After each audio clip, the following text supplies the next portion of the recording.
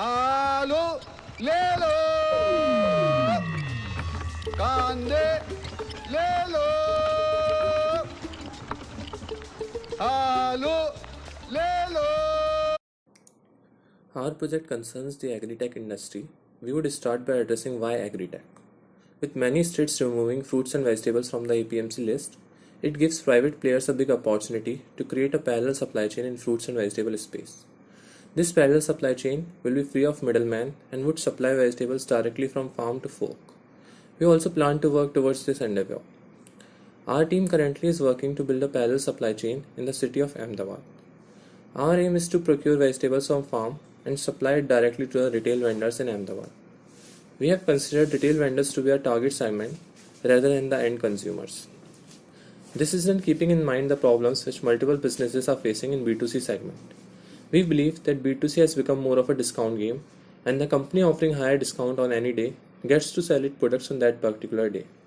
Moreover, unit dynamics in agribusiness cannot support last mile costs if we try to supply directly to the consumers. What is our value proposition to retail vendors? As of today, most of the vendors purchase their supplies from retail mandis operating in the city. These mandis get their supplies from wholesale APMC, thus they charge a premium ranging from INR 5 to INR 20 over the wholesale price. Our proposition to vendors is supply of vegetables at their doorstep and at better prices than these retail mandis. Where are we giving value for ourselves? As of now, we procure maximum of the vegetables from wholesale mandi and some from the retail mandi, depending on the unit volume of each vegetable. We make profits on vegetables which we procure from wholesale market, and we take a hit on vegetables procured from the retail market. Our main value will come once we are able to eliminate APNC and procure directly from the farm. Moving on to what we did as part of this course and what we learned. We approached vendors and tried to persuade them to purchase their supplies from us. Initially, we just went and talked to vendors about our plan. We lacked a proper strategy. And although looking back, we realized that our approach was wrong, we were able to convince 6 vendors to give orders to us on a future date. Shortcomings of our approach were revealed once we went to take orders from these vendors. Almost all of them backed out, giving one or other excuse, except one who gave us an order of 12 kg. A team meeting and some deliberation helped us realize we need to approach the vendors differently. Then we approached them with a price list of the day and a promotional discount scheme. This seemed to work, and within a week we started operations again, this time with orders totaling 330 kg. Since then, we have continued operations for a month and we have made significant changes in our model. So, what a normal day looks like for us. Our day starts around 4. Yeah, this is the time at which we go to APMC. We return to the warehouse around 6:30 with the purchases for the day.